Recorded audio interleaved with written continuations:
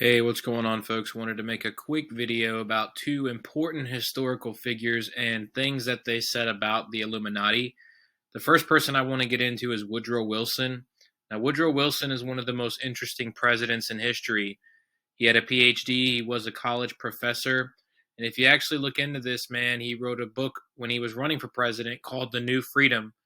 And in this book, you can see that he says here, since I entered politics, I have chiefly had men's views confided to me privately. Some of the biggest men in the United States in the field of commerce and manufacture are afraid of somebody, are afraid of something. They know that there is a power somewhere so organized, so subtle, so watchful, so interlocked, so complete, so pervasive, that they had better not speak above their breath when they speak in condemnation of it. And if you do know, Woodrow Wilson promised to keep us out of World War I, but did end up getting us involved. He also is the president that brought the Federal Reserve to the United States of America, which really is nothing more than a private banking cartel that rips us off. Now, the next person is actually Leon Trotsky. If you don't know, Leon Trotsky was very influential in the establishment of the Soviet Union.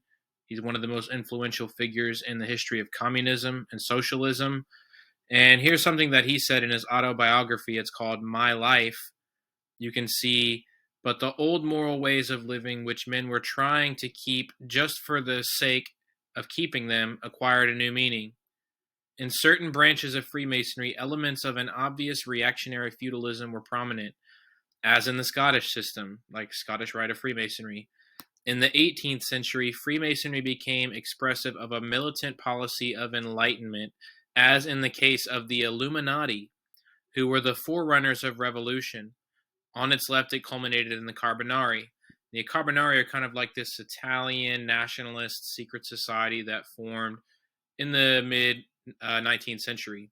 Okay, so what you got here is some very interesting information, and where this all connects, you can look up this book. It's called Wall Street and the Bolshevik Revolution. This Professor Anthony Sutton shows conclusively that the United States bankrolled the Soviet Union, bankrolled Russia, helped them get established. This isn't really up for debate. I mean, I talk to people all the time who think they're interested in communism but won't really acknowledge this stuff. So check this out. It says Woodrow Wilson and a passport for Trotsky. Woodrow Wilson was the fairy godmother who provided Trotsky with a passport to return to Russia to carry forward the revolution. This American passport was accompanied by a Russian entry permit and a British transit visa. Jennings C. Wise in Woodrow Wilson, Disciple of Evolution, makes the pertinent comment, quote, historians must never forget that Woodrow Wilson, despite the efforts of the British police, made it possible for Leon Trotsky to enter Russia with an American passport. And he did this at a time where people were trying to tighten, Americans traveling through Europe and things like this. So it's very suspicious. Woodrow Wilson comments on these powers running the world that are vast and interlocked and pervasive. You have Leon Trotsky, which also admits the same thing in his autobiography. And these two happen to be connected. Woodrow Wilson actually helped Trotsky get to Russia in a time when it was very difficult for him.